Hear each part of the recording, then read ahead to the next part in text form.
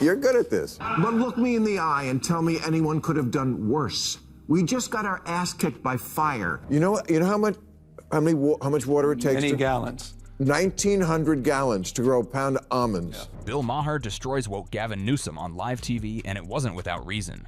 While California was literally burning and families rationed water, Newsom was busy flexing about almond production. Never mind that it takes nearly 1,900 gallons to grow a single pound. Maher couldn't take the hypocrisy anymore and unleashed a brutal takedown that left no progressive excuse standing. California is the place that spends money and gets nothing, which is why you may have noticed when the fires broke out, no one escaped by high-speed rail. California is falling apart, and Bill Maher has finally had enough. This isn't some conservative hit job or partisan takedown. This is Bill Maher, a lifelong liberal, unloading on Gavin Newsom like never before. And he didn't do it on Fox News. He did it right on his own turf, where you'd least expect it. No holding back, no sugarcoating, just raw frustration. Because the California that once stood as the progressive crown jewel, it's now a flaming wreck, and Maher knows exactly who's responsible. Way too many regulations and laws, as we've talked about. And this one, I think, says if you're a department store with over 500 employees, you have to have a gender-neutral toy department. Yeah. You could see it in Maher's face. The jokes stopped being funny. The sarcasm gave way to something sharper. When Newsom started bragging about gender-neutral toy aisles, while Californians were dodging wildfires and stepping over homeless camps, Maher cracked. "This is the problem," he said. "This is why we can't fix anything." Because while the state burns, Newsom's playing culture war games with retail shelves. And not even because the people demanded it. Maher pointed out the corporations themselves were already moving in that direction. But Newsom couldn't resist slapping a law on it. Why? Because that's what he does. Over-regulate, over-promise, under-deliver. That's the real Gavin Newsom. I don't think he could win. I don't think he could win. He's too progressive coming from this state and what he's done in this state to win in any southern state, any red state. I was just at KBLA with Tavis Smiley, a station I proudly support, and we had this exact conversation. Tavis, a progressive voice and a black voter who's been loyal to the Democratic Party for decades, said it straight. Newsom can't win, not in a red state, not even in the South, not after what he's done to California. And he's right, because this isn't just about bad policies, it's about a total breakdown in leadership. Even progressive voices are walking away. Governor Newsom said the local folks are trying to figure that out. Yeah, you got to do that before the fire. Let's talk about what really broke people's trust. During the LA wildfires, where was Newsom? The National Guard didn't show up on time. Emergency coordination was a joke, and it wasn't just wildfires. The ICE-related riots? LAPD came out publicly and said they were overwhelmed, outmanned, and abandoned. Meanwhile, protesters were allegedly being handed frozen water bottles and masks, almost like someone wanted this chaos to escalate. But did the media ask who was behind it? Did Newsom step up and take control? Not even close. And that silence spoke volumes. The mayor said about cuts to the fire department's budget, there were no reductions that were made that would have impacted the situation. The fire chief here had a slightly different take. She said, "We are screaming to be properly funded." Bill O'Reilly suggested something that Maher echoed in his own way. Newsom didn't just fail to control the chaos, he used it. He let it explode because it served him politically. He wanted to paint Trump as the authoritarian, the villain. And if that meant sacrificing LA's peace and order, so be it. Because in Gavin's world, the campaign matters more than the people. What is included for that? Breadsticks? Because it clearly doesn't cover fire. That's government's job.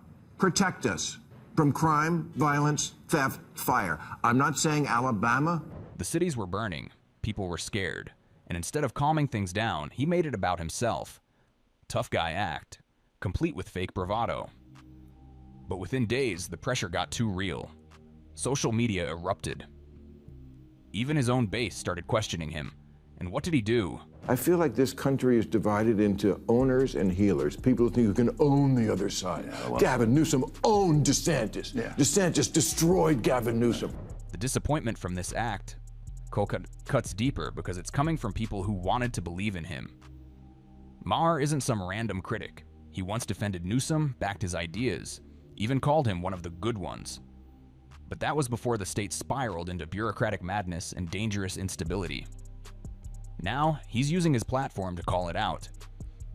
Not because he's turned conservative, but because even liberals have limits. When we know the top priorities are homelessness, housing, the issues of crime, quality of life, and issues related to regulation and taxes. And honestly, who can blame him? California is supposed to be a symbol of progress, innovation, freedom. But under Newsom's watch, it's turned into a warning sign for the entire country. Sky-high taxes, rampant homelessness, crime skyrocketing in cities that once felt safe, and a governor who's more interested in podcasting and rehearsing for 2028 than actually governing the state. We don't get our shit together, we're going to be a permanent minority. I agree. This isn't some isolated frustration. This is a tide turning. Maher voiced what millions are already feeling, that Gavin Newsom is the face of a Democratic Party that's completely lost touch. While people struggle, he lectures. While cities burn, he plays culture hero.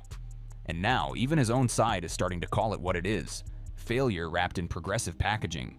And I just felt there was a little timidity in our party. And I thought we needed to call this stuff out. These guys are being on a banning binge across this country. Which brings us to the big, flaming elephant in the room. The Democratic brand is in full meltdown mode, and guess who's standing on top of the ashes, smiling for the cameras? Yup, Gavin Newsom. The Democratic brand is toxic right now. It's one thing to make noise, but you also have to make sense. And I think with this podcast and having the opportunity to dialogue with people I disagree with, it's an opportunity to try to find common ground. And here's the wild part. Newsom himself admitted it. Said on record, the Democratic brand is toxic right now. And for once, he's actually right. The problem? He is the toxicity. He's not some innocent bystander watching the train wreck. He's the guy pulling the levers, making sure it derails right on time. Even Karine Jean-Pierre, Biden's former press secretary, the literal face of the party for a hot minute, quietly walked away. Didn't make a scene. Didn't go on some "I've seen the light" rant. She just dipped. Which honestly speaks louder than any press release. You don't leave a gig like that unless you see something rotten on the inside. And trust me, she saw it. I think it's great. You've got this podcast. You're talking to people. You know, it's amazing to me that even that is controversial to some people. They call it platforming. If you talk to someone you don't agree with. Yeah. Meanwhile, while the brand crashes, what's Gavin doing? Podcasting. Talking about bipartisanship. Posting photos from his vineyard like California isn't experiencing a mass exodus, because that's what's happening. People are leaving. Not just Republicans. Everyone. Families, small businesses, even celebrities who once drank the California Kool-Aid. Joe Rogan left, Ben Shapiro left, and no, they're not running from taxes alone. They're running from madness, from a state that punishes success, ignores crime, and lets political leaders cosplay as influencers instead of governing. Essential services, that's not good enough. You ever stop and think what it says when the people with the resources to go anywhere choose to leave California? That's not politics, that's survival. That's what happens when leadership collapses and the people in charge start treating serious issues like a brand opportunity. So yeah, the KBLA moment mattered, not because it was some viral soundbite, but because it was a pulse check. It showed us that even the people who've stood by the party for decades, voters who believed in the mission, are finally asking, what the hell happened? And if that question's being asked out loud on progressive black radio, you better believe it's being whispered in a lot more places too. Let's talk about the protests. Not the kind where people show up with handwritten signs and genuine rage. No, the ones we're talking about were way too clean to be real. O'Reilly called it. These weren't grassroots protests. They were staged, funded, packaged, and probably focus grouped before a single chant hit the street. They recognized their vulnerability and legal liability as it relates to their deceit and lies. And it gets better. These spontaneous movements had media trucks waiting before the first tweet dropped. Cameras were ready, angles were framed, and boom, breaking news. But here's the million-dollar question nobody in the mainstream wants to touch. Who was funding this? Who was handing out supplies like it was Coachella for chaos? Because someone was coordinating it. And while there's no smoking gun, the silence from Newsom's office says plenty.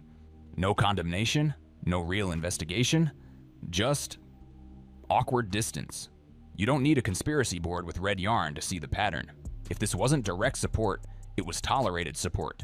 And that's where things get dangerous, because it stops being about messy governance and starts looking like calculated manipulation. Letting the city burn a little so you can play the I stood up to Trump card? That's not strategy, that's betrayal. And people noticed. If you're tired of fake leadership and real consequences, hit that subscribe button. Because we're just getting started.